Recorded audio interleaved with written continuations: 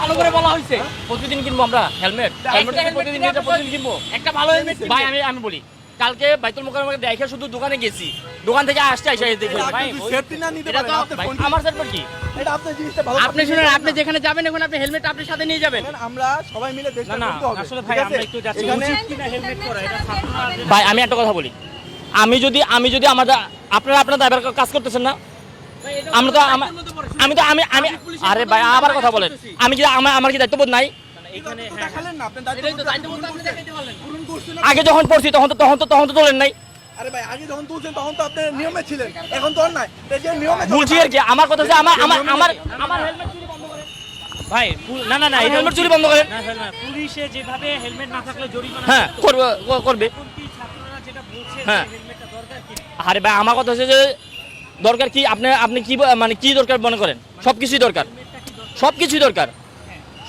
না, সবকিছুই দরকার। হ্যাঁ আমি তো আবার কাজ নেই, আমি কালকে হেলমেট কিনছি, তো কালকে যদি আমারটা চুরি করে নিয়ে যেত আমার এই দাবিটা কে নিবে? আমি কি প্রতিদিন কিনবো? আমার কি টাকায় প্রতিদিন টাকা কি আমার প্রতিদিন আসে? হেলমেটটা আপনি আপনার মতন করে আরে ভাই আমার হেলমেট যদি আমি হেরে যাই, আপনি যদি নিয়ে যান আপনাকে আমি ধরে রাখতে পারবো? বাংলাদেশে তো ও তো সেটা বন্ধ করেন সেটা তো আগে আমাদের মন মানসিকতা চেঞ্জ করতে বলেন। আগে করেন ওকে, আমরা সচেতন হবো, আগে করেন। রাস্তায় অ্যাক্সিডেন্ট ঘটে সাধারণত এদের মতো মানুষের কারণে। আমি কিছুক্ষণ আগেও একটা হচ্ছিল মেয়েকে আর ওনার বাবাকে ধরছিলাম, এরকম মেয়েটা ছিল হেলমেট ছাড়া। মেয়েটা আমার সাথে অকথ্য ভাষায় কথা বলছে। ওরা কেন অকথ্য ভাষায় কথা বলবে? ওদের জন্যই তো আমরা এরকম করতেছি, এত কষ্ট কেন করতেছি? ওদের জন্যই তো করতেছি। রাস্তায় যেন ট্রাফিক রুলস ভঙ্গ না হয় সেজন্য আমরা স্টুডেন্টরা নামছি। ওদেরকে হেলমেট কেন পড়তেছে না সেটার জন্য ধরতেছি, এটা তো ওদের ভালোর জন্য। তাহলে ওরা আমাদের সাথে অকথ্য ভাষায় কথা বলতেছে, এটা কি ঠিক?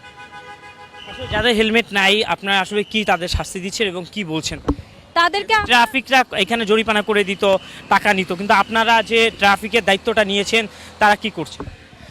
আমরা দু চারটা কথা বলা ছাড়া কিছু করতে পারতেছি না অ্যাকচুয়ালি। তাদেরকে দু চারটা কথা বলা যাচ্ছে না, তারা উল্টো আমাদের উপরে মানে খারাপভাবে কথা বলতেছে, গালিগালাজ করতেছে। তাদের উপরে তো কোনো আইনত ব্যবস্থা নেওয়া যাচ্ছে না। পুলিশটা ফাইন নিচ্ছে, কিন্তু আমরা তো আর ফাইন নিচ্ছি না, আমরা তো আর ওদের মতো না। তবে ফাইন নেওয়া উচিত।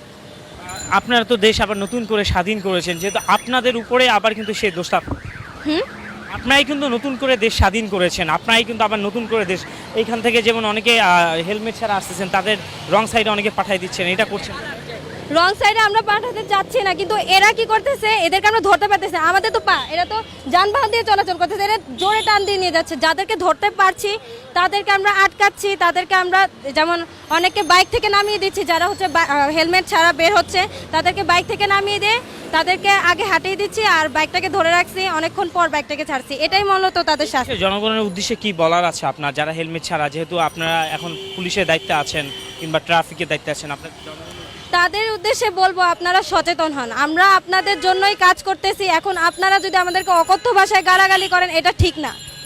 এতটুকু ছাড়া কিছু বলার নেই।